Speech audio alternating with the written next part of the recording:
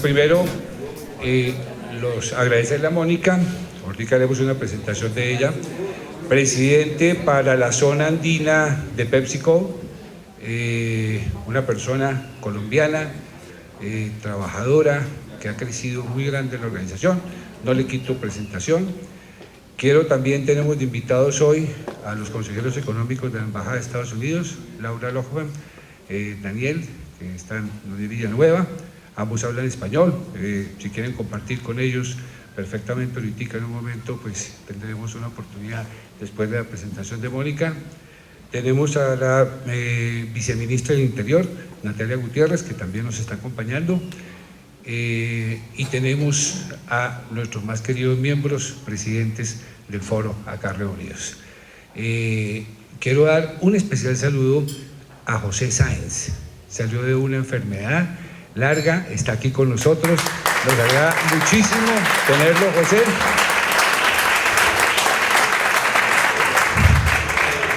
OP Gráficas, magnífica empresa, ejemplo de desarrollo, más ladrilleras, más otro poco de cosas que hace José, que hace que sea muy grato tenerte acá de nuevo. Fantástico.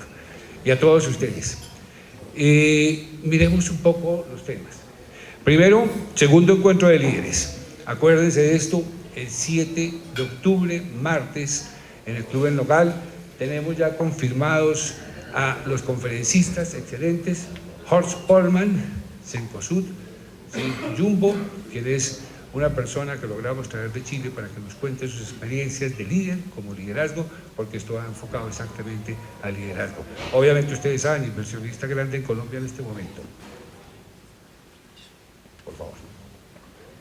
José Francisco Arata, presidente de Pacific Rubiales, ¿sí? Está dentro de las facturas, dentro de las empresas que más facturan en este momento en Colombia. Silvio Escobar, presidente de la organización Terpel, también dentro de las empresas que más facturan en Colombia en este momento, para que nos hablen sobre el liderazgo. Y tenemos un panel que vamos a hacer sobre las últimas innovaciones en management. Es un panel que va a nuestro miembro Hans-Peter Notzen, el rector de la Universidad del Rosario, lo va a moderar y vamos a traer a las universidades que tienen los MBAs en este momento más nombrados en Colombia para que con ellos compartamos y se comparta en un panel cuáles son los últimos temas en innovación en management. Creo que todos los días no nos cansaremos de aprender temas y de aprender cosas, y esa pues básicamente es como la filosofía de nuestro foro, ¿no? Crecimiento empresarial.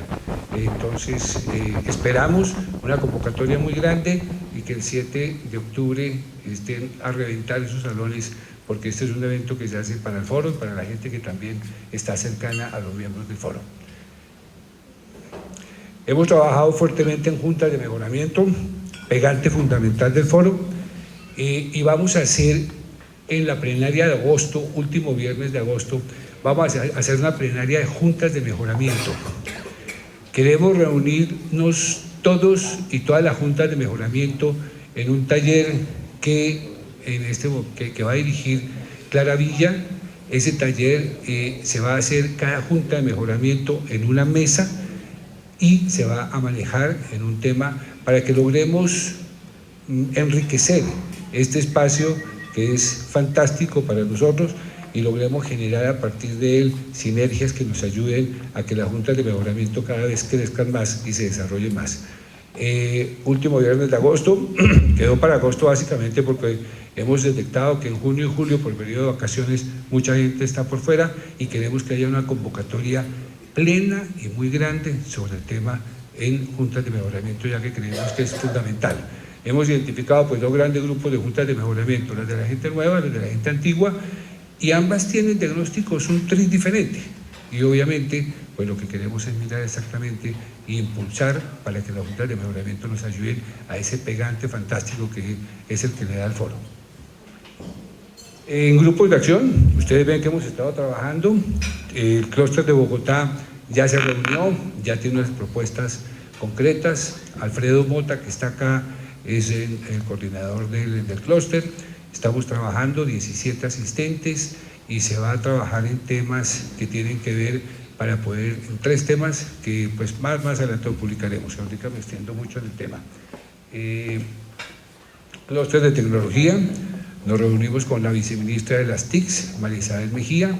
De ahí salió un programa también fantástico sobre el tema de educar a la gente para la tecnología, educar gente para la tecnología, en donde el gobierno está llegando a todas partes con las redes y hace falta es talento humano en todas las poblaciones para poder manejar el tema de redes.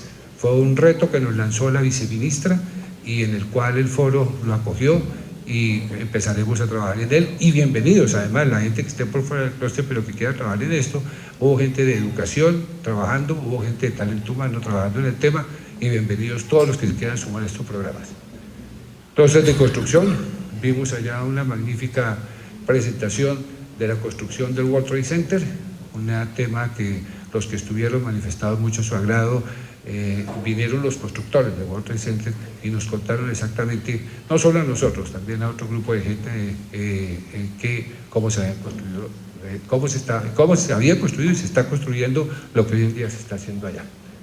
Se está trabajando en la Escuela de Formación Empresarial, convivencia productiva, vamos a impulsarla también con el grupo de talento humano, con el grupo de las Headhunters.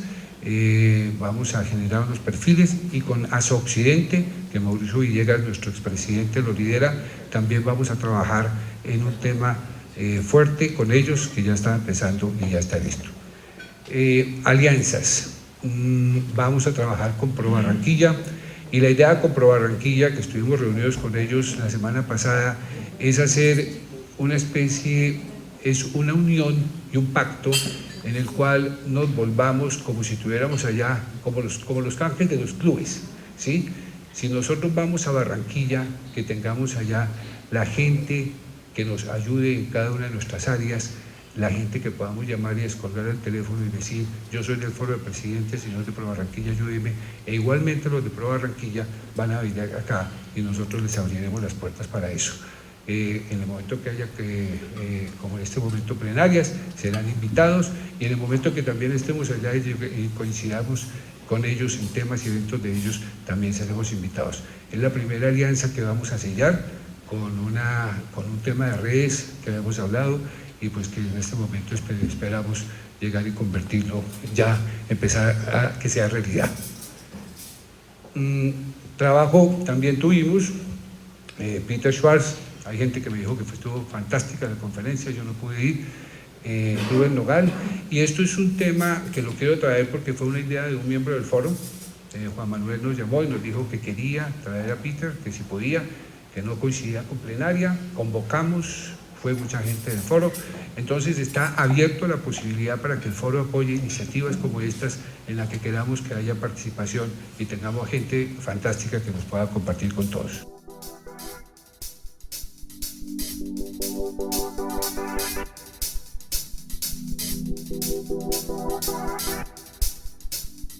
Para mí es un orgullo, para nosotros es un orgullo contar hoy con la presencia de Mónica Contreras.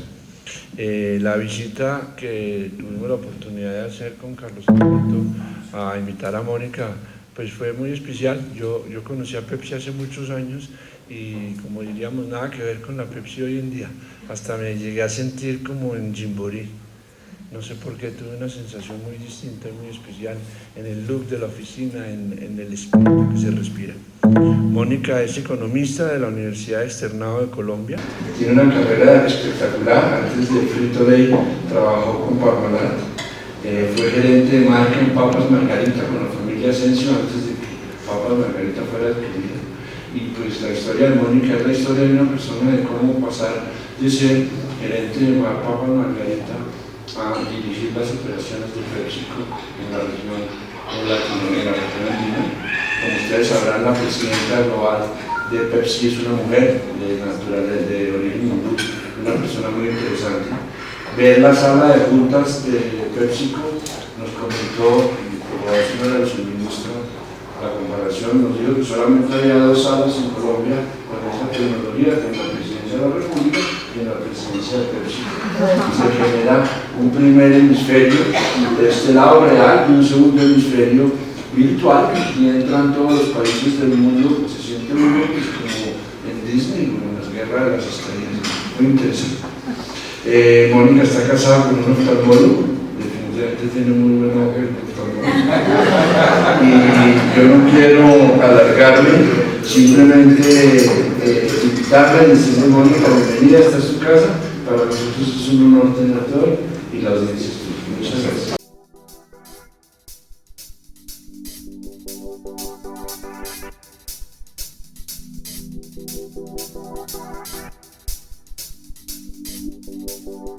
Nuestros legados tienen que seguir y tenemos que seguir fomentando estos espacios de diálogo abierto, ¿de acuerdo? En donde siempre haya temas de agenda también empresarial, pero también agenda país, agenda social.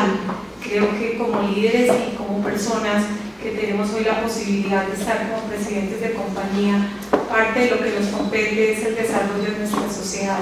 Entonces también felicitaciones por esta iniciativa de esta envergadura, de verdad que es un gusto estar con ustedes. Y es por eso que hoy quiero hablar del liderazgo transformacional a través de un caso que es este caso que lo voy a compartir, un caso de negocio de la organización a la que hago parte, la organización de PepsiCo. Fui adquirida por PepsiCo en uno de los procesos de fusiones y adquisiciones a lo largo del país, cuando se hizo la adquisición de Productos Margarita. En aquel momento yo era la gerente de marketing y tenía muy poco. Fue de esos momentos, yo diría, difíciles profesionales, porque un headhunter me había hecho muchos poquitos después de tener como 9 años de estar trabajando con el sector lácteo para que me moviera al mundo de los snacks y de los pasabocas, y a los pocos meses de estar en esta compañía me entero que la compañía ha sido vendida. Entonces, pues una situación que yo digo que también marcó muchísimo lo que fue el comienzo de esta jornada laboral. La construcción de un modelo de negocio que habla mucho de lo que es Mónica Contreras como líder, como individuo y como creadora de sueños. Eso es básicamente lo que les quiero traer hoy. Donde he tenido que entender que el ser perfecto no me permite ser mujer maravilla y que tengo que buscar ciertas flexibilidades. Y creo que esa ha sido parte también de mi carrera, de mis aprendizajes, pero con muchísimo interés de aprender a lo largo de toda mi vida, con muchísima perseverancia y con muchísima pasión en todo lo que me propongo y muchísimo propósito. Y Pablo lo mencionaba, y yo digo que propósito fue algo que aprendí de niña en San Patricio, ¿de acuerdo? Y de verdad, cómo dejar legado, cómo sentirse que uno, más allá del trabajo que disfruta, está impactando positivamente la vida de un montón de gente. En el caso actual, de 6.000 trabajadores en la organización, de 6.000 familias que se mueven alrededor de estas personas que trabajan con nosotros, sin contar nuestros distribuidores y nuestros vendedores. 6.000 personas que trabajan en forma directa, 12.000 personas de manera indirecta. Pues es fundamental, igual que el entorno de las sociedades donde operamos y de los sitios donde operamos, con nuestras plantas, con nuestros centros de distribución. Entonces mucho de mi vida, de verdad, está alrededor de propósito, de encontrarle propósito y sentido a las cosas que realizo. Esta soy yo, básicamente. Estas son las características que vamos a ver un poco a lo largo de la presentación, con esas 5 características que yo coloco aquí, cómo han sido para mí pilares fundamentales en lo que ha sido mi desarrollo personal y profesional.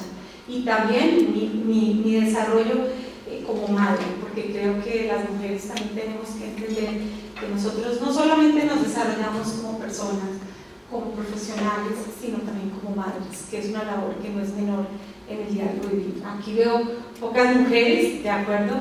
Hice un cuadro pensando en mujeres, creía que había muchísimo más, pero bueno, los señores van a podérselos llevar delegado a sus hijos. Y aquí voy a hablarles un poco de PepsiCo, porque a lo largo de mi vida profesional yo he encontrado personas que de verdad han sido sponsors de mi carrera.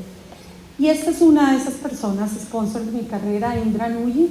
Realmente Indra, mujer hindú, de acuerdo, que llega a Estados Unidos, donde es acogida después con su filosofía 100% india, y es acogida por una corporación que durante mucho tiempo realmente había abierto las puertas a muy pocas mujeres. Empieza su carrera en PepsiCo y es la creadora de una filosofía con la que yo me identifico mucho en ese tema de propósito de vida, y es el tema de desempeño con propósito. De verdad, es una de las 5 mujeres más poderosas del mundo según la revista Forbes, y ha sido una persona fundamental en mi proceso de desarrollo de carrera, coach y mentora durante mucho tiempo como mujer y como profesional. ¿De acuerdo? En ese proceso de desempeño con propósito voy a pasarlos muy rápido por lo que es esa filosofía, porque realmente creo que en el mundo empresarial es bien importante. Esto significa desempeño, y esto es toda la parte de lo que es propósito, que se mueve en 3 dimensiones, toda la parte de sustentabilidad humana, sustentabilidad ambiental y sustentabilidad de talento. Uno de los enablers fundamentales de este tema es diversidad e inclusión, ¿de acuerdo? Hoy en día, hace años, somos la compañía número 2 a nivel global en temas de diversidad e inclusión. Y eso para mí también como ejecutiva, como mujer, es fundamental, en encontrar una compañía donde me he podido realmente realizar como profesional, pero donde hay un montón de principios con los que empiezo a hacer fit de una manera importante. Y ese es el tema de diversidad e inclusión. Acá lo hablamos. En muchos casos sabemos que en todos los países, cuando se habla de diversidad, a veces el tema hombres, mujeres, no, nosotros vamos beyond that, o sea, más allá de esto, de verdad, creemos en la capacidad de las personas, no en el origen. Eso es fundamental para nosotros, y realmente acogemos gente de diferentes contextos, ¿no?, que puedan lograr el máximo potencial y estar contribuyendo en PepsiCo. Hoy tenemos en la organización de acá de Colombia, para que ustedes tengan una idea, 10% de nuestra población con personas de habilidades diferenciadas. Un programa que no existía. La población, decimos, de habilidades diferenciadas, un grupo de sordomudos muy grande. Manejamos el lenguaje de señas, hablamos el lenguaje de señas. Todos los ejecutivos de PepsiCo aprendimos el lenguaje de señas.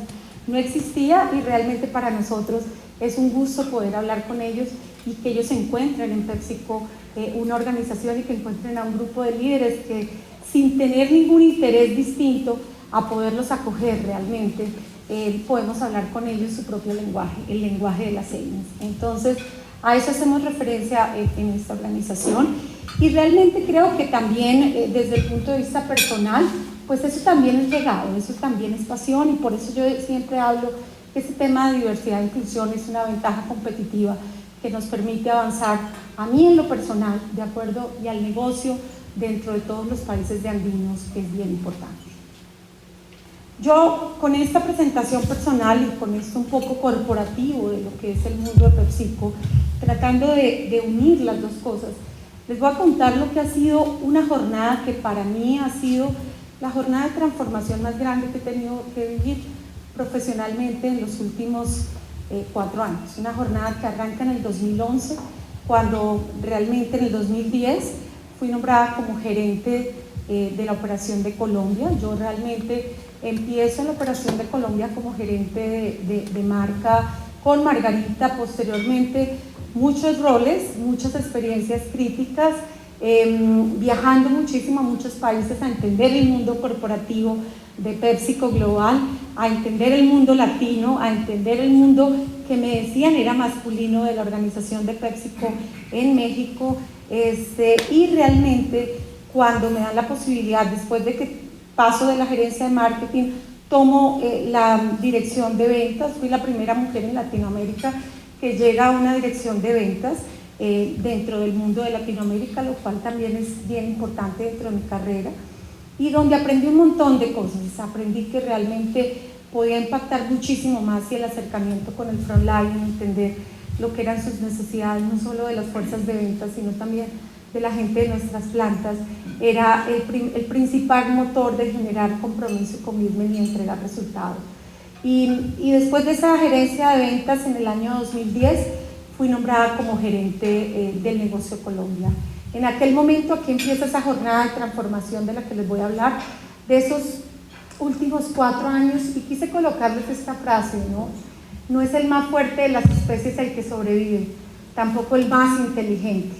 Creo que es aquel que es más adaptable al cambio, y esa ha sido yo, la más adaptable al cambio para poder llegar a esta transformación de negocio que tuviste, Pablo, y quienes conocen a PepsiCo saben cómo era PepsiCo hace unos años, y realmente esta transformación sí te podría decir que la venimos gestando, no solo yo, sino un grupo de personas que creemos y estamos completamente convencidos que la transformación es el camino para avanzar, ¿ok?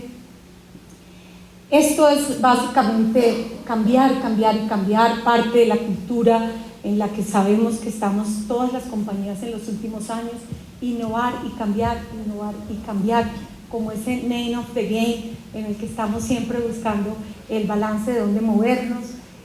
Y aquí empieza un poco esa historia. Miren, una historia de una PepsiCo tratando de organizarnos siempre de una manera distinta, un clúster andino que en aquel momento la situación de Venezuela no era crítica, eran 4 países, Colombia, Venezuela, Perú y Ecuador, un gran country manager para esos países, después una separación, Andinos Norte y Andinos Sur, generándose un nuevo clúster que era el clúster de Andinos Norte. Sin embargo, en ese momento yo siempre he sido muy agradecida con Venezuela. Venezuela significó para mí un paso muy importante en mi carrera. El presidente Chávez lo quiero desde la distancia. ¿Por qué? Porque a raíz de la complejidad de lo que significaba Venezuela, PepsiCo toma la decisión de separar Colombia y Venezuela. Y ese es el momento de esta transformación de la que yo les hablo, cuando este clúster se hace un split, año 2010, ¿de acuerdo? Y se crea, realmente soy nombrada en el 2010, a mediados del 2010, y se crea la Organización de Colombia, que había sido durante muchos años una organización autónoma, pero que también de tantos ires y venires, de cambios organizacionales y de modelo de negocio, había pasado después de la importancia que había tenido, tal vez quienes conocen actividad hace algunos años, a esta organización, pues realmente una Venezuela crecía mucho mejor, Andino Sur crecía mejor y a veces se necesitaba apalancar de esos negocios, y se crea en el 2011 nuevamente la Organización de Colombia, en 2010, y en ese momento soy nombrada. Y en ese momento se me vienen a mi mente un montón de cosas de mi paso por PepsiCo, cosas que criticaba de las antiguas gerencias, cosas con las que decía, no me identifico, ¿de acuerdo? Cosas con las que decía, me identifico, y cosas que soñaba y decía en esta corporación, ¿por qué no pasan? Si de verdad somos una corporación tan grande, somos una compañía tan multinacional, ¿por qué no sucede?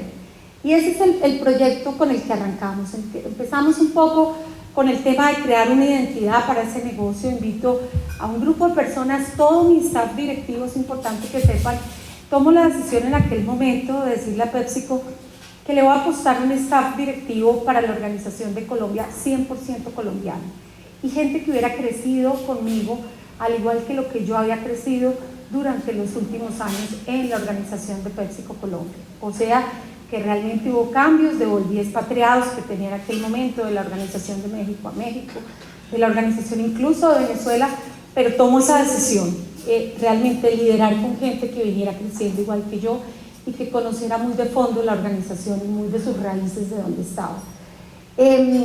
Y ahí realmente tomo esa decisión. Yo decía, cuando uno mira el tema de las visiones, de verdad que son agotadoras, cada rato aparece una nueva visión, un nuevo propósito superior, y uno como que dice, yo me acuerdo que en esa época lo que me pasaba a mí era que me cambiaban la visión y yo como que me la tenía que aprender, pero vivir a través de la visión, nunca. Además me acuerdo que entraba a las salas de junta y la veía en los cuadros y yo decía, pero que yo viva la visión, pues como que no pasa. Y de lo que se trató fue entender que realmente había la posibilidad de hacer una transformación y de realmente cambiar. En muchos casos, esta gráfica yo la uso, esta gráfica no es mía, es de un profesor de Harvard con el que tuve la posibilidad de estar con Hazel en un curso de liderazgo. Él siempre dice esto, ¿no?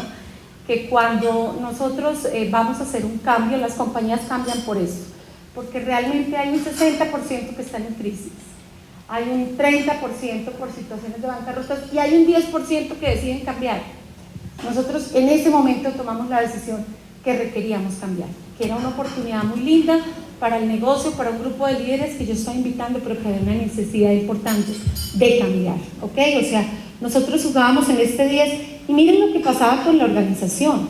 La organización venía muy bien, estas curvas no son nuevas para ninguno de ustedes, sabemos que estas son las curvas normales, donde viene la fase 1 en donde se sobrevive, donde se es exitoso, y después viene una fase nuevamente donde la curva vuelve a bajar y tienes que tomar la decisión definitivamente de romperla, y ese fue el periodo que vivimos en el año 2011. Y aquí les traigo esta definición de liderazgo transformacional, porque ha sido la definición que nosotros en la organización de Colombia montamos para poder salir a hablar de transformación y que nos creyeran, ¿de acuerdo? Porque una cosa es hablar de transformación y otra cosa es vivir la transformación y otra cosa es influenciar la transformación y otra cosa realmente es que la gente te crea que eso va a pasar.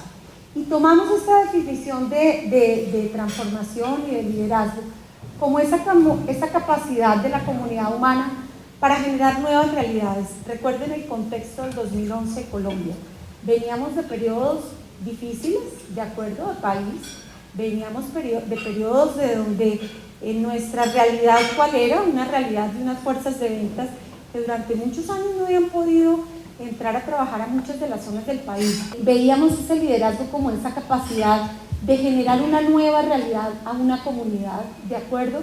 Y producir resultados extraordinarios, entendiendo que transformar sin performar era muy difícil. Ustedes lo ven, performance with purpose, la promesa de PepsiCo, nosotros transformando, pero una organización donde si no performance, you are concerned, o sea, estás en un problema, ¿de acuerdo? Entonces, un juego de performar, transformar, ¿de acuerdo? Que creo que para poder producir un resultado. Y realmente impactando significativamente la colectividad, la prosperidad colectiva. Y lo van a ver, este tema de prosperidad colectiva no tiene nada que ver con el tema de los gobiernos, se los quiero decir, es una frase que nosotros encontramos en este momento, pero sí que sentimos que es prosperar juntos, crecemos nosotros, crece nuestra gente y crecen las comunidades alrededor donde operamos, como se los decía. Entonces, una definición de liderazgo montada por nosotros, para nosotros, entendiendo el proceso de transformación. Y empieza ese proceso de transformar, soñando, una organización que quería soñar, miren esto, dijimos queremos doblar, era 2011, queremos en los próximos 4 años doblar el tamaño del negocio de Colombia, ¿sí? Dijimos queremos doblar, queremos ser los número 2 en el negocio de galletas, importantísimo para nosotros, somos líderes del mercado, teníamos en aquel momento 53% del mercado, queremos llegar al 60% del mercado, consolidarnos como líderes absolutos del Magrestan. Sentíamos que 53 no era suficiente y también que queríamos elevar per caps en un momento donde una categoría como la nuestra estaba bastante satanizada por todo el tema de lo que pasa a lo largo de las geografías, en donde en vez de creer que podemos crear hábitos de vida saludable, los gobiernos se han dedicado a decir que es una categoría mal llamada comida chatarra, lo cual no es cierto, porque realmente entregamos salud y nutrición a lo largo de cada uno de los paquetes que ponemos en las manos de nuestros consumidores. Un sueño, 2011, un sueño, doblar el tamaño del negocio de Colombia, 250 millones vendía en aquel momento el negocio de Colombia y dijimos queremos doblarlo. Pero también llegábamos a una conclusión y esto era como vivir un déjà vu, ¿no? Y decíamos, doblar el tamaño del negocio, pues chévere, seremos recordados porque lo logramos, lo hicimos, pero no vamos a dejar huella. Y nos dedicamos muchísimo realmente en esa visión que ustedes vieron de desempeño con propósito, un grupo de líderes de la compañía, de acuerdo a generar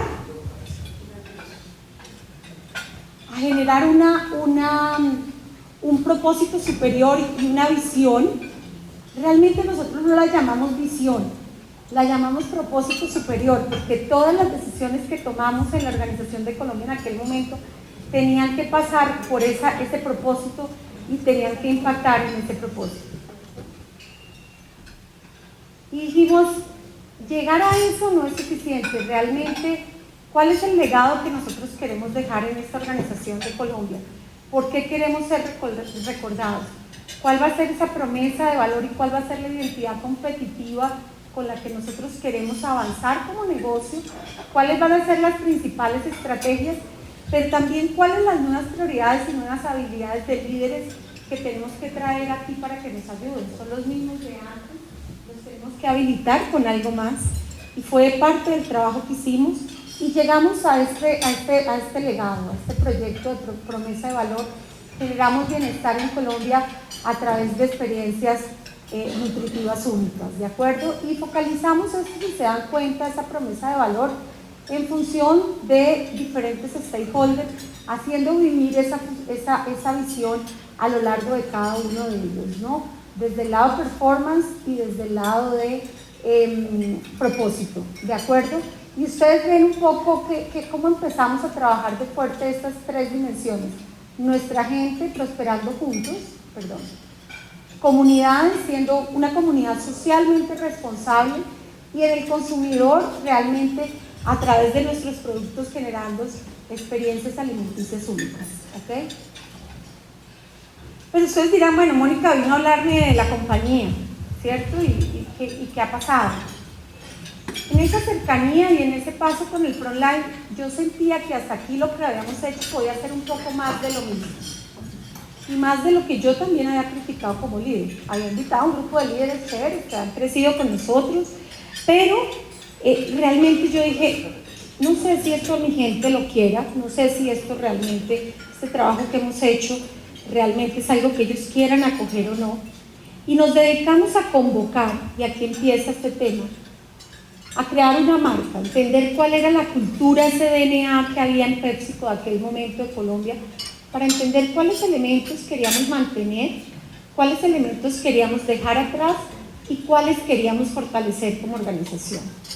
Entonces, ustedes lo ven, innovación, el ser local, ser una organización mucho más rápida, mucho más moderna y mucho más simple.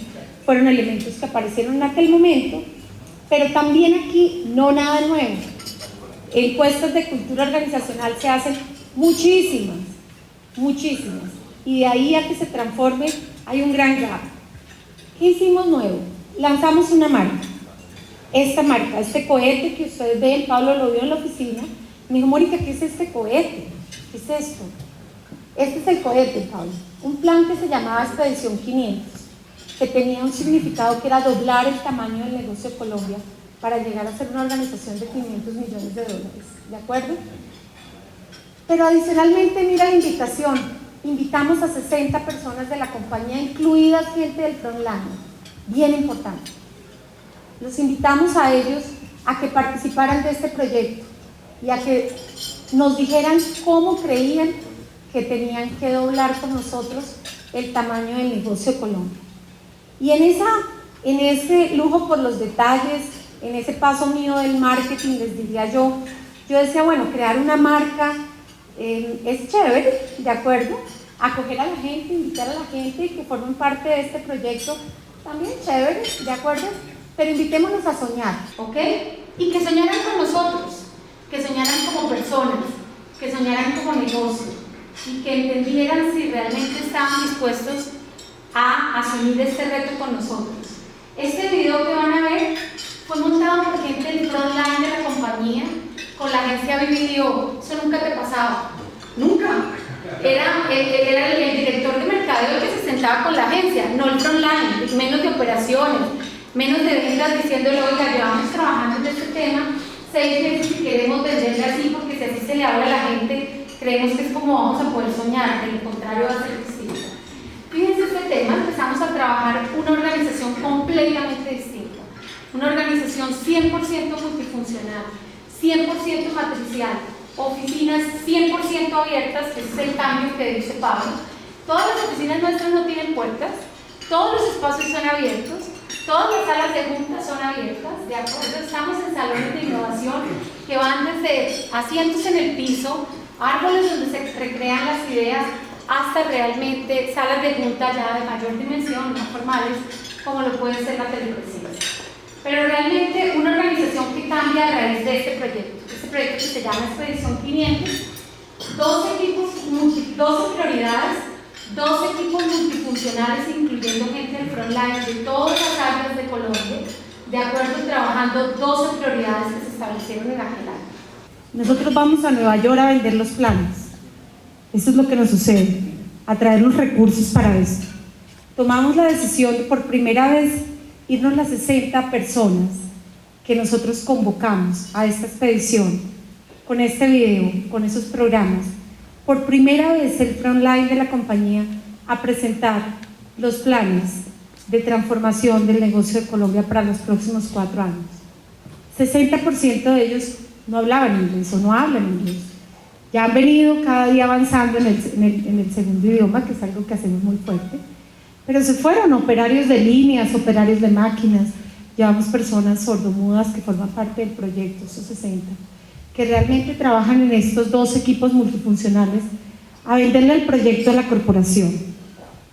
Difícil que cuando uno llega con un batallón, como me decía Indra, llegaste con un batallón, pues que creamos que no pueda pasar. Y difícil cuando la gente de abajo habla y dice, esta es la Pepsi que soñamos y queremos ser parte de esta historia, ¿ok? Entonces convocamos, esto es un poco 4 pilares, aquí ustedes ven los 12 proyectos estratégicos, estaban a lo largo del video, scorecard, mediciones, seguimientos. Primer año de resultado de negocio. Miren el CAGR que traía este negocio del 2009 al 2011, pero miren qué pasa en el 2011 los crecimientos versus año inmediatamente anterior. Eso no pasaba en PepsiCo hacía mucho tiempo. Primer año, se cierra el año versus previous year, crecíamos 12% en volumen en una organización que había estado creciendo alrededor del 5%, en revenues el 14%, crecía el 7%, en NOPBT el 14%, crecíamos el 18%, le devolvimos muchísimo a nuestra gente. Fue uno de los puntos que buscamos, hicimos una expansión de margen importantemente significativa. Primer año de resultados de negocio. Y realmente la jornada hoy, les puedo decir que lo que habíamos planteado para 4 años, en el tercer año, en el 2013, el 80% de los proyectos están cubiertos. Todo lo que ustedes vieron en ese periódico, la creación de la Fundación PepsiCo, la creación de PepsiCargo como elemento, el trabajo de las marcas, Natuchips hablando a la sociedad. Natuchips es la marca con la que trabajamos el plátano. Hoy tenemos un proyecto en Belén de Umbría de todas las mujeres desplazadas de familia de la comunidad de Belén de Umbría, que son las que nos pelan el plátano para nuestra marca. Hoy Colombia exporta plátano para todos los países andinos, Centroamérica y el Caribe. Tenemos aproximadamente 300 mujeres en la comunidad de Belén de Umbría que nos pelan el plátano para nosotros procesarlo. Entonces les puedo decir que soñamos y por primera vez nos dimos cuenta que soñar era parte de lo que se podía realizar y que las visiones se podían convertir en realidad si realmente nos acercábamos como líderes a nuestra gente, a nuestras comunidades, entendíamos sus historias de vida, impactábamos de una manera distinta y prosperábamos juntos. Y en ese momento tomamos una decisión de ir por más, go for more. Ese cohete que tuviste, toma la decisión de ir por más y nosotros dijimos, bueno, pues como vamos también, vamos a ir por más programas, más cosas. Y la corporación dice, no, vamos a ir por más, pero vamos a llevarnos este modelo de transformación a otras geografías, ¿no? Pues los invitamos a ustedes, a este grupo, a que tomen el negocio andino sur, de Perú y Ecuador, y a que sean capaces de repetir esta historia, ¿de acuerdo? Tema difícil, desafiante, porque realmente los que estábamos ahí, todos éramos colombianos, conocíamos la organización de años, yo los había jalonado para que crecieran conmigo porque venían de ahí, y me enfrento a un reto, yo les diría, nuevamente importante en mi carrera, pero que hay mucho de trasfondo de cultura, de entender cultura, de observar desde el balcón, de podernos sentar a entender las diferencias y las semejanzas y empezar a construir desde ahí, y es la creación de este nuevo territorio andino donde decidimos ir por más y se toma este nuevo desafío, una jornada nuevamente de transformación. Yo aquí no me voy a quedar porque en ese momento básicamente lo que se estaba creando este clúster del cual yo soy la responsable, ¿de acuerdo? Y nos dedicamos, miren, esto es el año pasado, una jornada que aquí se las quise poner en esta flecha porque así ha sido.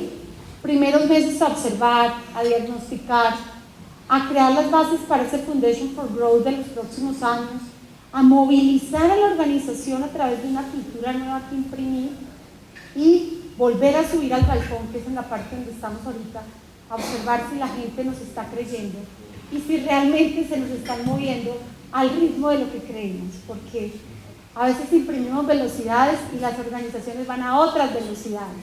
La velocidad que imprimíamos en Colombia era distinta a la velocidad que estaba acostumbrada una organización como la de Perú y Ecuador. Y aquí ustedes se pueden dar cuenta, entendimos muchísimo la cultura organizacional.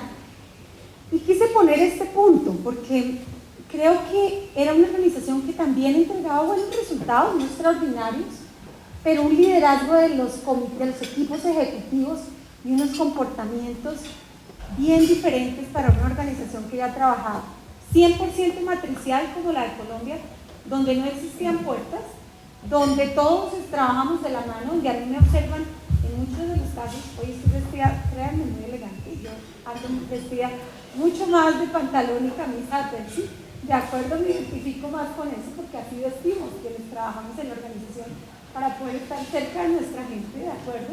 Y realmente una organización burocrática impresionante, impresionante, oficinas cerradas y demás, y empezamos a entender cómo no atacar, porque queríamos transformar pero sin invadir.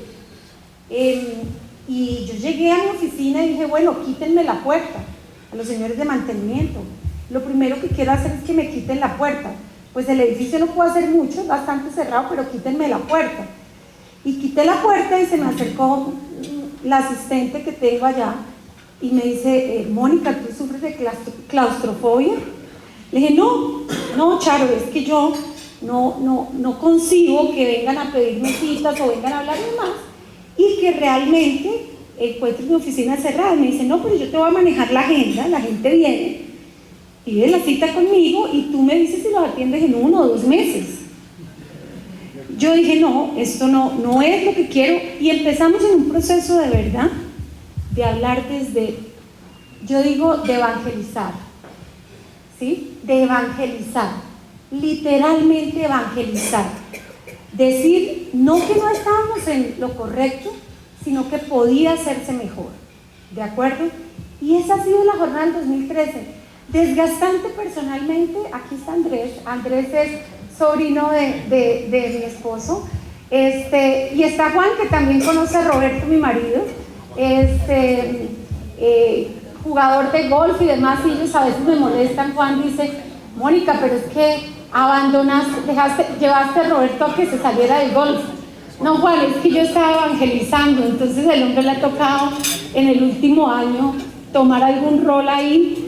Y de verdad que tanto en familia, Andrés Vaquero, que es sobrino de Roberto, sabe que me alejé muchísimo 2013 de la operación del negocio de Colombia para ir a evangelizar con un grupo de evangelizadores que decidimos que íbamos a ir allá a evangelizar y a cambiar el tema y a mostrar que había otro camino y que teníamos que vivir otros comportamientos, y replicamos el mismo ejercicio, generar un Foundation for Growth.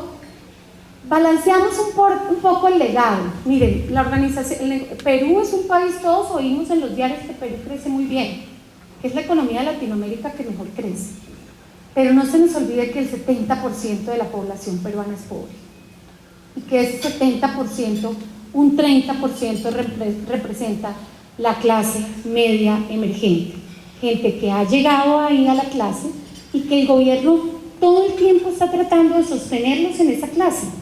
Pero ese es el desafío, realmente generar el trabajo, el empleo, las condiciones de salud, y que ellos llegan a esa clase emergente y lo primero que quieren es comprar 3 celulares, ¿de acuerdo? Porque eso les da estatus, ¿sí? También quieren cubrir los temas de su familia, pero yo he encontrado en un negocio como Perú un tema que en Colombia no me ha pasado nunca, y es que dependiendo cómo esté el tema, la gente, si la situación política del país está medio complicada, la gente guarda la plata debajo del colchón, así como lo oyen, literalmente, desde las épocas de Fujimori, de todos los que han pasado. Ellos llegan y dicen, yo no estoy creyendo que esto va bien, yo guardo la plata aquí en mi colchón, hay que entender esto, ¿qué pasa? pero un arraigo cultural muy distinto al arraigo cultural colombiano. Un Ecuador muy similar a Colombia y lleno de muchos colombianos. Yo hablo mucho más de Perú porque fue un arraigo cultural distinto. Y a raíz de eso volvimos a retomar ese concepto de liderazgo del que yo les hablé al comienzo. Y era realmente esa prosperidad colectiva.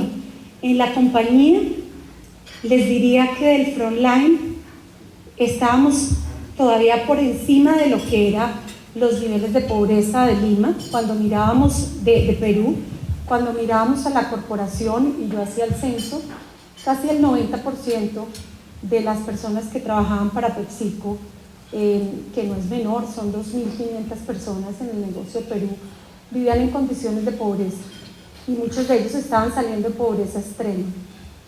Y hacían nuestras rutas e iban a nuestras plantas, pero dormían en un tapete, en un salón como este, dormían en un tapete, 6 miembros de familia, recibiendo los soles, ¿de acuerdo? No tenían ni siquiera acceso a probar un producto nuestro. Y esta es una historia de hace 18 meses, no estamos hablando de la misma PepsiCo, ojo, la misma maravillosa que vieron en Colombia, la misma maravillosa de Estados Unidos, la que sale en las revistas Forbes, la que decimos que es una de la compañía número 2 a nivel mundial de consumo masivo, la misma PepsiCo, no es otra, pero manejando una organización, una sociedad en otras condiciones como si no fuera PepsiCo. ¿De acuerdo? Unas condiciones que realmente cuando llegábamos decíamos, ese orgullo de ser PepsiCo y ese orgullo de ser embajadora de PepsiCo no puede pasar aquí, esto no cruza con lo que es esta organización. Y realmente nos dedicamos a hacer un fine tuning de crecer juntos, de esta visión, ¿no? Nosotros crecemos juntos, generando prosperidad colectiva, siendo la compañía de alimentos favoritos. Y este tema de prosperidad colectiva, si en Colombia fue importante, ustedes no se imaginan en esta evangelización lo que ha sido para la sociedad peruana que tenemos al interior de la corporación. Nosotros realmente logramos este año abrir el Centro de Investigación de la Papa a nivel mundial en un sitio bien importante de Lima. Quienes conocen Cusco, mucho más arriba de Cusco, el sitio más frío, donde la semilla de papa que ahí se produce es la semilla que funciona para la mitad del trópico. La otra mitad del trópico está ese centro de investigación de la papa en Canadá. Tenemos aproximadamente en ese centro de investigación de la papa, que logramos ponerle los recursos de PepsiCo, tenemos hoy en día aproximadamente a nivel de agricultores 400 cultivadores de papa. 400 cultivadores que cuando llegamos trabajaban a pies descalzos. Les preguntábamos, ¿qué comes? Desayuno papa, almuerzo papa y como papa. ¿Ok? Guardaban la papa para el frío, en la época de frío. Como la papa se agotaba con los fenómenos del Niño y demás, ellos guardaban la papa, la secaban y la guardaban en sus casas para poder tener la alimentación para los periodos siguientes. Y empezamos un trabajo también de comunidad muy fuerte, de esta comunidad con ellos, con los cultivadores de papa, a darles una capacitación, un trabajo distinto, un manejo diferente de poder fomentar la semilla de papa desde Perú.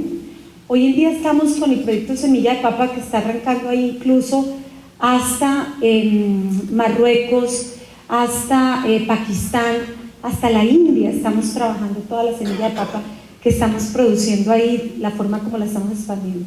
Y el gobierno peruano impresionantemente cerca e interesado del tema. El gobierno peruano, ustedes encuentran una sensibilidad única en buscar cómo esa clase emergente que llega a la media, cómo entre empresa privada, sector gobierno, abrimos posibilidades de trabajo y de empleo para que puedan permanecer ahí. Yo le decía a uno de los ministros de Agricultura de estas épocas, que hemos tenido varios, le decía, ¿por qué la industria en Colombia, por qué en el agro, ustedes han visto todos los paros agrarios que hacen? La gran pregunta es cuánto la industria está ahí, está cerca a esos temas, o qué tanto hemos sido oídos para poderlos apoyar en ese proceso, ¿ok? Y realmente ese es un punto que nos preocupa, porque si encuentra uno otras economías vecinas donde nos llaman, nos invitan, hacen parte, son activos. Y yo les digo una cosa, trabajamos miles de proyectos, el proyecto de Belén de Umbría, de mujeres peladoras de plátano, cabezas de familia, todas ellas, muchas de ellas dicen, trabajé con, ¿cuál es su mejor empleador? Ahora PepsiCo, y antes Pablo, sí, Pablo Escobar. Ellas trabajaron para Pablo Escobar durante mucho tiempo, en la época del narcotráfico en Antioquia, y se vinieron a refugiar ahí, y sus maridos murieron, y sus hijos hablan de Pablo como su padrino, ¿de acuerdo? Es increíble. Fuimos con la canciller Holguín y con una gente del gobierno, porque ellos no podían creer ese tema, que hablaran de Pablo todavía. Yo les decía, óiganos, y entrar a Belén de Umbría es bien inseguro. Bueno, para ellos PepsiCo es un fuerte que hacen, y ahí nos protegen a todos, ahí llegamos todos. Pero sí hay una diferencia en este tema de cómo la empresa privada la acogen algunos gobiernos para poder prosperar juntos, ¿no? El reto de Perú es significativo, 70% de la población en clase baja, saliendo de niveles de pobreza extrema, y ellos trabajando muy de la mano con nosotros para buscar realmente generar empleo de manera sostenida, ¿no? Impresionante. Yo les podría contar que hay proyectos en EMIL, y las multinacionales estamos en el EMIL, pero muchos de ellos se gestan desde el gobierno, invitan, y en otros casos nosotros estamos y sabemos que tenemos un partner, además el gobierno invierte al mismo nivel de lo que nosotros invertimos. Hay proyectos en Perú donde ellos están apostando por el tema social, que si la empresa privada coloca un peso, ellos colocan dos. Es otra manera de operar entre gobierno y empresa privada, aprovechando también el buen momento que tienen, donde la minería también les está yendo muy bien. O sea, realmente es el sector minero el gran generador de este crecimiento, este boom que vemos de la economía peruana. Entonces se repite la historia un poco, ¿no? Con ese nuevo esquema de entender esa cultura, de entender esa sociedad, y observar. Hicimos el mismo ejercicio, dijimos, ya no somos Colombia. Colombia tiene que moverse. La Colombia que fue exitosa para el negocio hace unos años ya no lo va a hacer, porque ahora somos un territorio. Colombia tiene que apalancar lo que queremos transformar del negocio peruano, y tiene que seguir avanzando, y tenemos que generar un nuevo territorio para podernos apalancar en procesos de compras de materias primas, productividades, pero también que nuestra gente pueda crecer más allá de las fronteras, ¿de acuerdo? Hicimos el mismo ejercicio y establecimos una nueva marca. Ese cohete que tuviste era Colombia, era Expedición 500, esta es la Expedición Andina, la marca se expande, y estamos diciendo que en el 2018 somos una organización que está vendiendo total andinos 600 millones de dólares, que en el 2018 vamos a 1.2, ¿ok? Y realmente este es el escuadrón, este es mi staff, aquí nos observan los hombres de negro. Esta es la marca con la que vamos a evangelizar. Sale el escuadrón, salimos los hombres de negro, otra vez, ustedes los ven aquí, salimos a movilizar. Miren los 3 países movilizándose, Colombia, Perú y Ecuador, en función de esta expedición andina, de esta nueva marca, donde también estamos abriendo un nuevo territorio, que es abrir la operación de Bolivia, expandirnos en Bolivia, donde tenemos presencia, pero presencia muy baja, donde las realidades sociales también son diferentísimas, ¿de acuerdo? Movilizando a las gentes desde agosto, noviembre del año pasado, y muy clara la visión que ustedes vieron, 12 prioridades estratégicas y 10 matrices, otra vez trabajando en función de esta transformación, entendiendo que ahora estamos performando y transformando, y que para performar necesitamos apalancarnos muchísimo más en lo global. Perform plus transform equal result. Perform without transfer equal concern. Ese es nuestro lema, ¿de acuerdo? Y realmente esto es como hemos evolucionado. Miren la organización de Colombia en el 2013 vendiendo ya 380 millones de dólares de ventas. Una organización que empieza en 250, 380, miren la nueva expedición de Colombia para el 1.2, llegar a 750 millones de dólares para el 2018, y cada país y cada territorio con un nuevo número, una visión y una jornada de transformación. se crea este clúster. Decidimos que, dados sus crecimientos, dentro de PepsiCo y dentro de Latinoamérica, este clúster tenía que ser la nueva frontera de crecimiento, para asegurarnos que recibíamos el dinero, recibíamos los recursos y que nosotros le devolvíamos a la organización. Creo que es el dinero. Ya vieron el mapa de la transformación de negocio, vieron lo que hemos vivido, lo que estamos viviendo, pero ¿dónde está la transformación de Mónica? Y me quise parar en esos 4 años, ¿ok? Yo me definí al comienzo y por eso volví con estos diseños para volverlos a llevar a la primera parte de mi presentación, como persona, como ejecutiva y demás, y me definí en un montón de cosas que yo consideraba que para mí era importante: disciplina, pasión, ¿de acuerdo? Traje 2 elementos más, porque la jornada empieza, yo diría, que cuando yo me miro y digo, vamos a dejar una nueva marca, no solamente en Colombia, sino de verdad en este territorio nuevo andino, y empiezo a tener esa sensibilidad con el territorio, ese self-awareness ha sido fundamental como líder. Esa autoconfianza en pensar que las cosas sí se pueden, y segundo, valorar a los demás. O sea, el respeto, la integridad y el valorar a cualquier persona con la que trabajamos al interior de PepsiCo ha sido fundamental.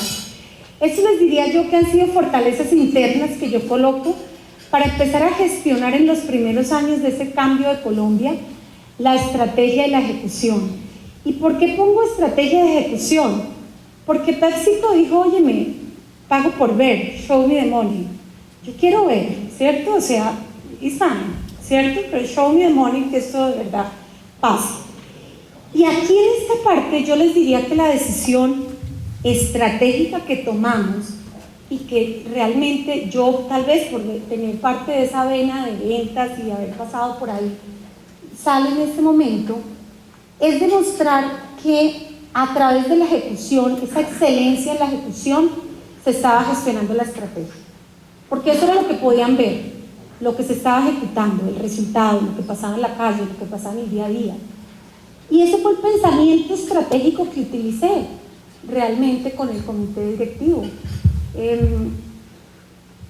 Y algunos decían, pero de verdad, Mónica, o sea, ejecución, cuando es como volver a una serie de pilares básicos cuando las organizaciones cada día son más estratégicas. Y yo les decía, claro, yo voy a ejecutar lo que he diseñado en la estrategia, gestionar la estrategia a través de que se vea la ejecución, para poder ir realmente a la fase de este liderazgo transformador, donde les diría que yo lo coloco así en 3 fases. Entender que hay diferentes niveles de cambio. El cambio de Colombia es distinto al cambio de Perú, al cambio de Ecuador, al cambio de Bolivia. Entender que hay diferentes niveles de cambio, pero que además este tema de retos técnicos y retos adaptativos se lo aprendí al profesor Heifel, y por aquí hay gente que estuvo con Heifel también en Harvard.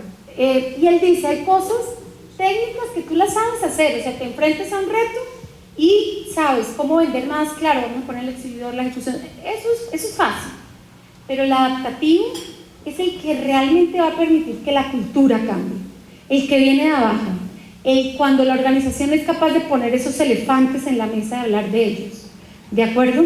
Y todos nos convocamos en educar en cómo abrir espacios para generar este desafío adaptativo, ¿de acuerdo? Y ahí hemos estado abocados, porque convocar a la gente, invitarlos a que participen, que vayan a Nueva York, pues sí, chévere, pero abrir los espacios para que se puedan comunicar con nosotros, para que coloquen ese elefante. Nosotros le decimos Mamut. Mamut es la marca nuestra de las galletas cubiertas de chocolate que se venden en todas las tiendas de Colombia y que realmente es un elefante. Entonces nosotros decimos, para poder poner el Mamut en la mesa, es el desafío adaptativo, y en eso hemos venido trabajando muy fuerte. Y realmente aquí saqué unos capabilities de liderazgo que yo les mencionaba que han sido nuevos de la Mónica de hace unos años ahorita, y es inspirar y energizar.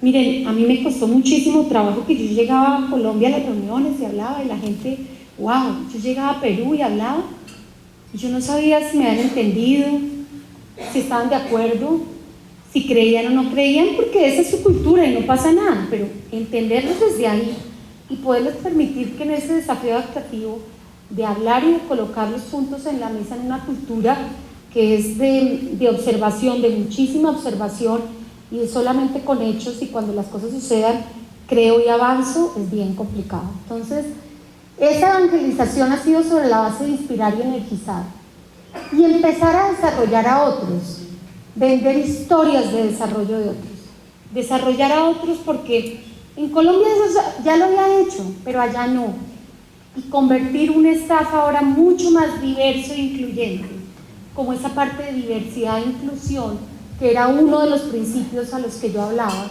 entendiendo que teníamos que gestionar equipos, gestionar el cambio, y que ahora había una nueva inteligencia colectiva que observar. Eso yo les diría es el cambio desde el punto de vista del liderazgo, y yéndome bien al balcón para poder compartir, Pablo y Carlos, como créanme que parte fue terminada en el avión anoche, de acuerdo, viniendo de Lima, pero tratando de poner como esa realidad de lo que he vivido en la mesa y poderlo compartir. Estoy segura que para muchos de ustedes esto es nuevo, pero para mí es fundamental, porque es el legado de Mónica Contreras como líder para una comunidad en la cual PepsiCo le está dando la posibilidad de impactar en las vidas alrededor de las personas, en aproximadamente 5.500 personas de manera directa, y de manera indirecta, ya cuando vemos el clúster completo, 12.000 personas. ¿Okay? Realmente esto es el liderazgo y la gestión en PepsiCo Colombia. Considero que he venido trabajando muchísimo en ese liderazgo asertivo, en innovar, promover, crear, transformar, un propósito para hacer un legado sustentable, un trabajo en equipo, trabajando a través de esa multifuncionalidad, entregando el desempeño, pero también generando el propósito. Al final, ha sido un camino lleno de sueños, ¿de acuerdo? Un camino lleno de cambios, de roles, de retos, de desafíos, donde el cambio ha sido lo único que he tenido seguro. Un camino lleno de inolvidables líderes, mucho feedback, mucho coaching, te estás equivocando, no es así, la creencia de poder hablar, poder presentar, yo creo que es así, no es esta la forma, de acuerdo, este es el camino, mucho coaching, mucho feedback de por medio. Soy una creyente, en PepsiCo dicen que no hay una alumna más juiciosa en el coaching que Mónica Contreras, en PepsiCo Global, de verdad. Indra dice, no hay una alumna más juiciosa que yo he tenido en coaching que Mónica, y yo además creo mucho en mis coaches. Tengo coach, Pablo los conoce, no puedo andar, yo le digo a Roberto, mi marido, le digo que él es mi marido, pero mi coach es otro. A él no le cuento ni el 10% de lo que le cuento a mi coach, porque a esa sí le cuento todo, ¿de acuerdo? Entonces, creadora de verdad del coaching, del feedback, un camino lleno de muchos obstáculos, pero también de muchos logros, de equivocaciones. Nos hemos equivocado en muchos de los casos, pero nos hemos parado a decirle a la organización que nos estamos equivocando en esto y que nosotros somos responsables por enderezar el barco y que los necesitamos a ellos para enderezar, pero hemos reconocido los errores públicamente. Un camino lleno de formación y un camino lleno de una familia excepcional. Sin el apoyo de mi familia, de mi marido, de mis hijos, que de verdad se sienten súper orgullosos de lo que soy, de mis padres que todavía viven y que han sido fundamentales en este proceso de desarrollo personal y profesional, sería muy difícil, ¿no? Y con esto tenía este cuadro especial para mujeres que he aprendido como mujer en estos años. Creo que ser yo misma es una ventaja competitiva. Las mujeres tenemos una ventaja competitiva que no podemos abandonar. Tenemos una claridad en lo que se quiere, y un consejo es que ojalá nos ayudáramos como los hombres. Los hombres se ayudan muchísimo más, las mujeres nos ayudamos un poco menos. Entonces, ¿cómo ayudarnos mutuamente y cómo no sentirnos culpables? Nunca, óiganme bien, nunca, y se lo digo a toda la gente que trabaja conmigo, las generaciones nuevas, como mujer nunca me sentí culpable de creer que no he estado presente en cada uno de los momentos más importantes de la vida de mi esposo, de mis hijos, de mis padres y de mi familia. Nunca, siempre he estado presente de alguna manera, ¿ok? Al final, ¿de qué se trata? Pues, porque quiero ser recordada. Yo realmente quiero ser recordada como una líder transformadora que puede generar prosperidad colectiva, que está cerca de las comunidades que nos rodean y que realmente convierte esas visiones, esos sueños en realidades asequibles para todos, para seguir creciendo y prosperando juntos. Con esto cierro. Creo que realmente, si queremos lograr lo que aún no hemos alcanzado, debemos hacer lo que aún no hemos intentado. Cuando uno viene de mercadeo, como pedimos muchos presidentes de empresa, jalonamos las empresas y las jalamos a nivel de querer producir más y querer vender más y querer hacerlas crecer más, lo que muestran ahí. Pero abajo se empieza a desarticular porque no todo el mundo en las demás áreas tiene la misma visión innovadora que tenemos los que estamos siempre al frente del mercadeo.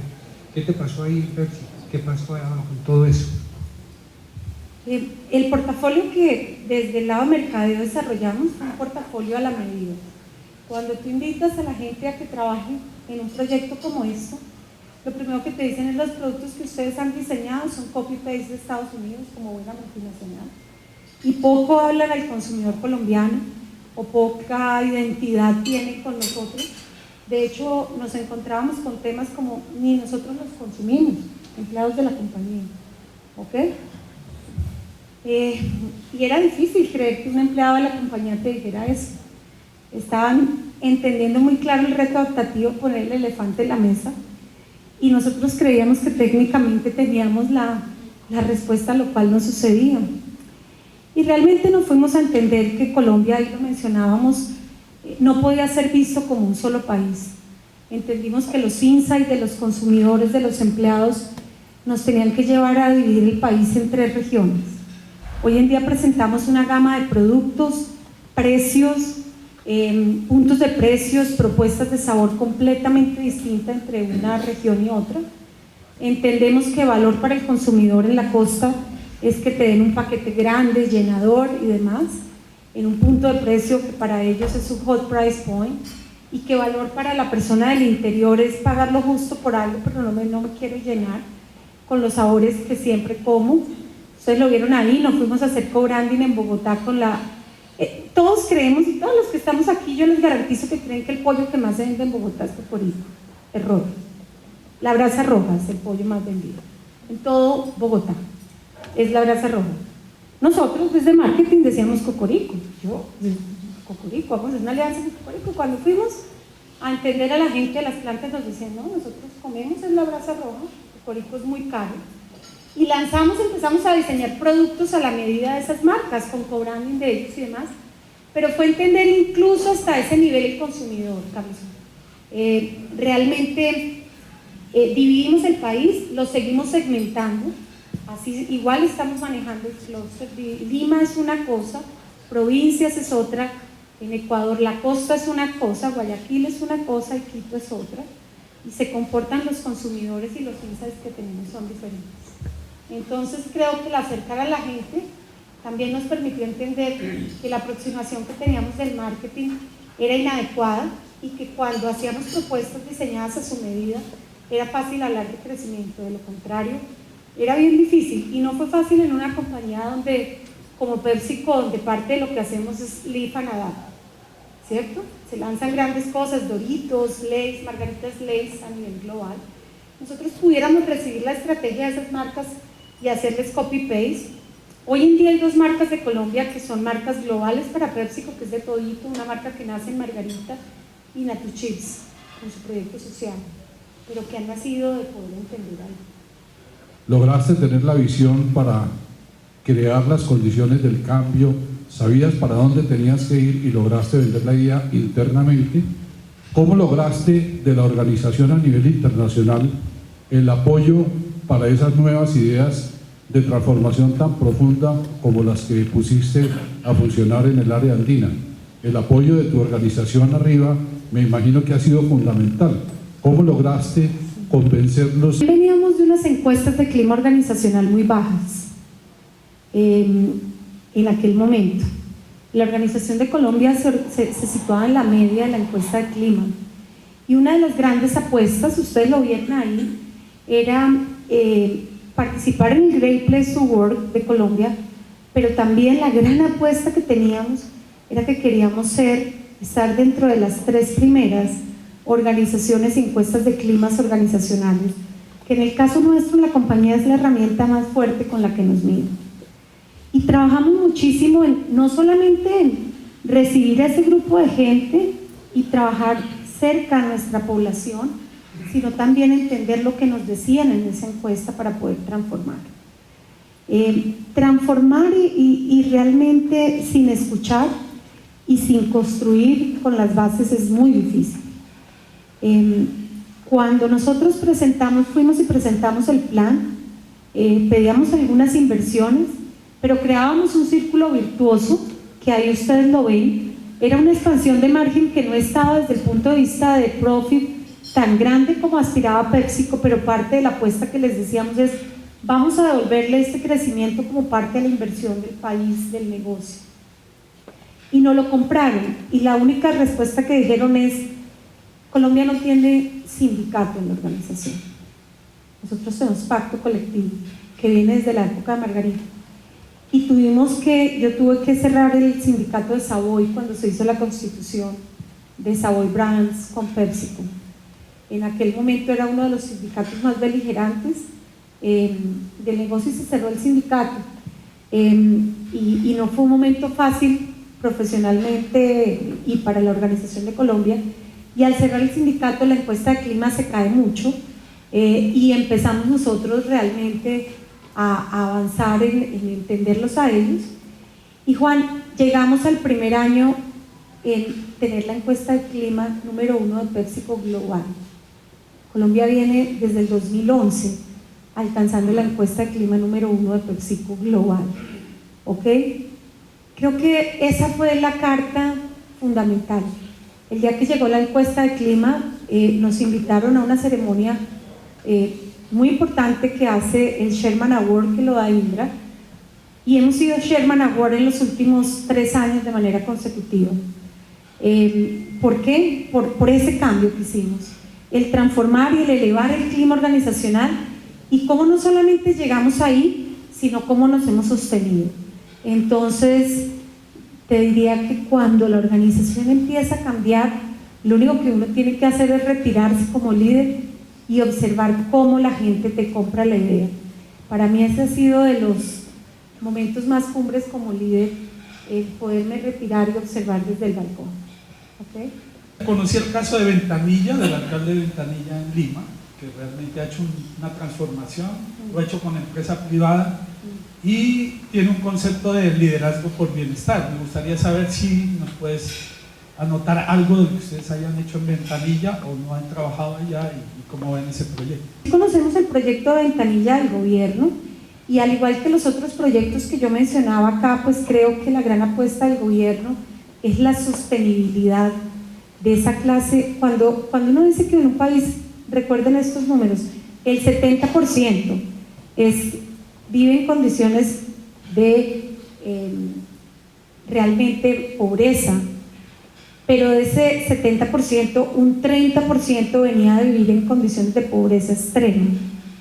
Sostenerlo ahí es muy complicado, muy difícil. O sea, la gente puede tener hoy un trabajo a destajo, pero si mañana no lo tiene, vuelve.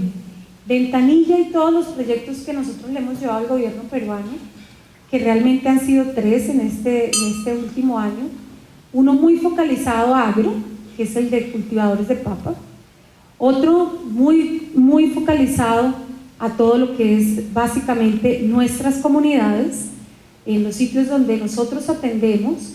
Estamos haciendo un modelo, los vendedores de allá eran impresionantes porque si ustedes han tenido la posibilidad de ir a la India, los mismos tuk-tuk con los que se vendían en la India son los carritos que encontramos para vender nuestros productos en Perú.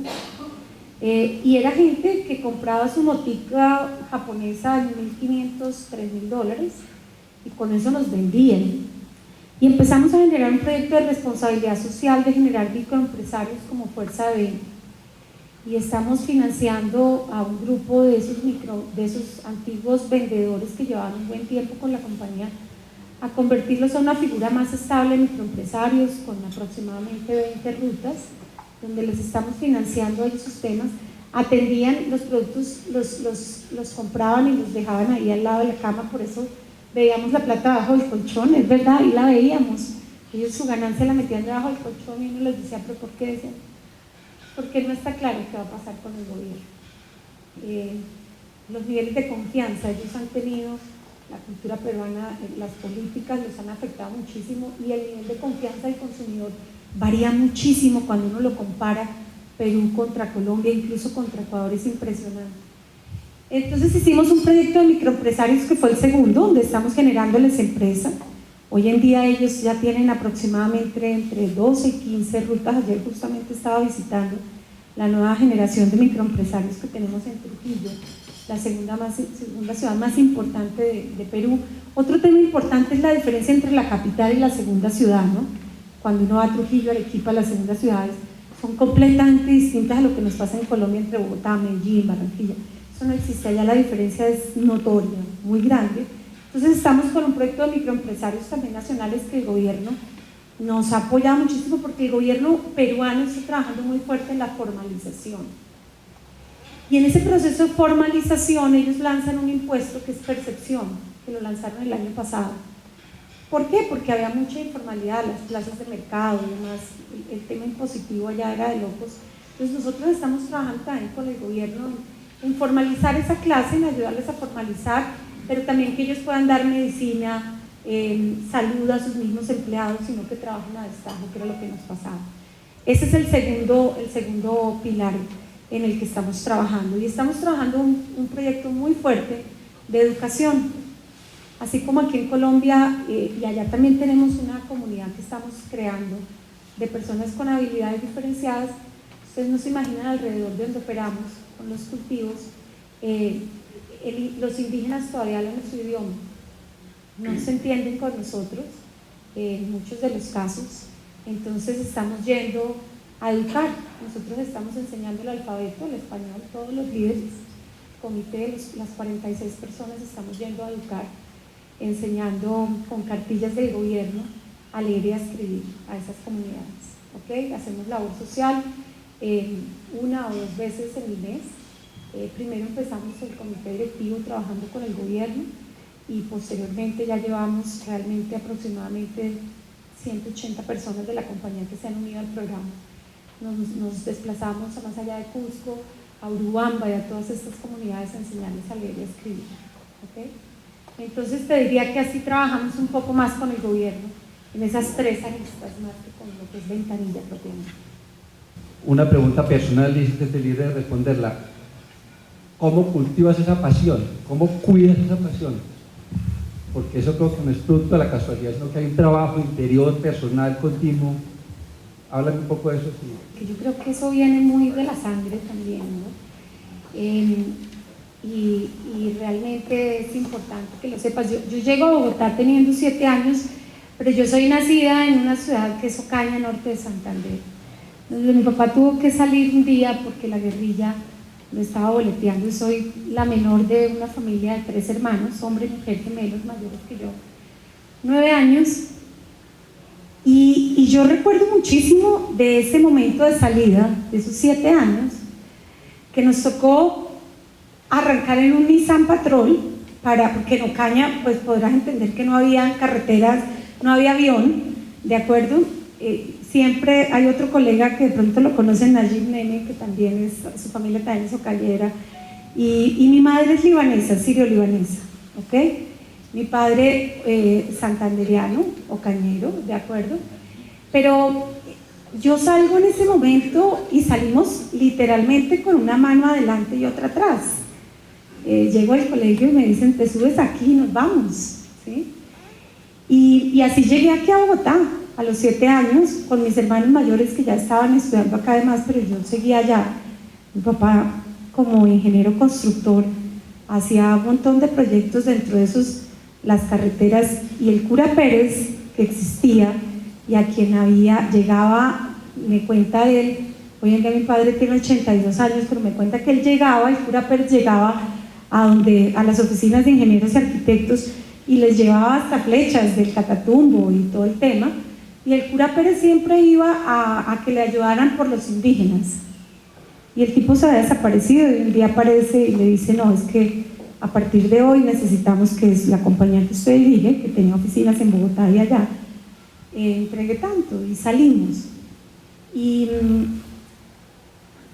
realmente llego aquí a Bogotá Y siempre he tenido ese recuerdo en mi memoria, porque lo que vi a partir de ese momento fue muchísima pasión de mis padres.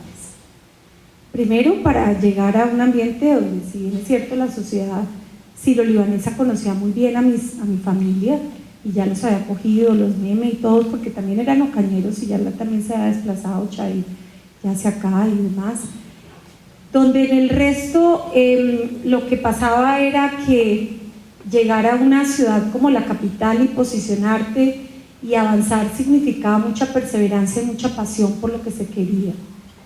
Y yo vi cerrar una oficina de 7 años que nunca más se volvió a abrir, y vi también de 7 años, se diría, una sonrisa siempre a pesar de eso, la sonrisa de mi padre, que me ha acompañado toda mi vida en demostrar que no pasaba nada, que era una situación coyuntural y que realmente cuando las cosas estaban claras y se quería avanzar, no importara dónde se parara el individuo, porque no importaba dónde se parara uno como persona, sino realmente uno como ser humano para seguir avanzando. Y yo te diría que eso es lo que me permite ser una apasionada, ser una perseverante, porque ha sido una vida también de lucha personal.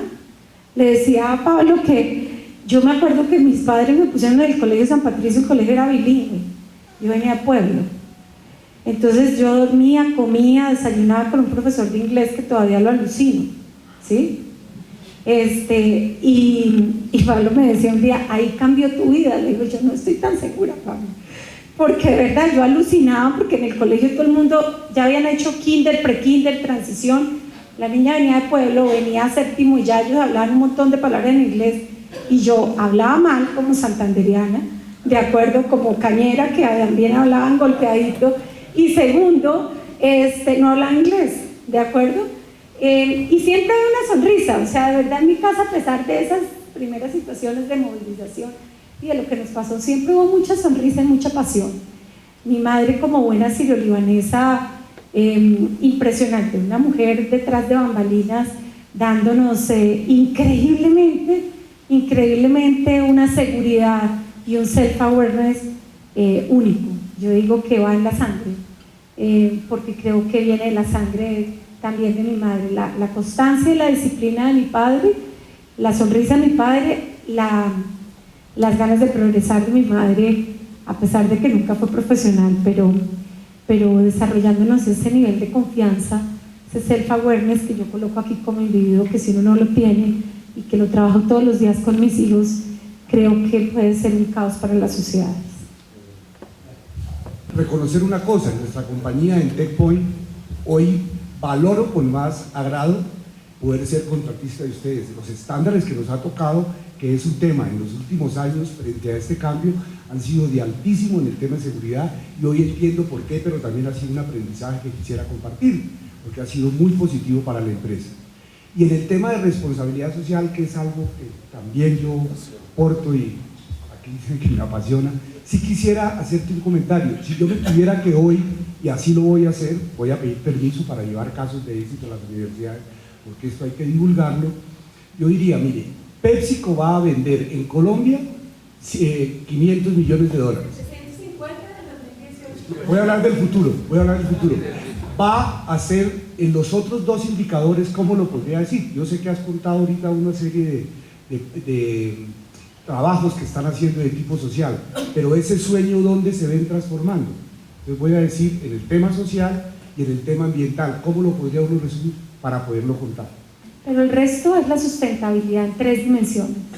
La sustentabilidad ambiental, las plantas que tenemos hoy, nuestra planta Funza, que es la planta número 2 verde de Latinoamérica, reciclamos y reprocesamos el 85% del agua y tomamos esa agua.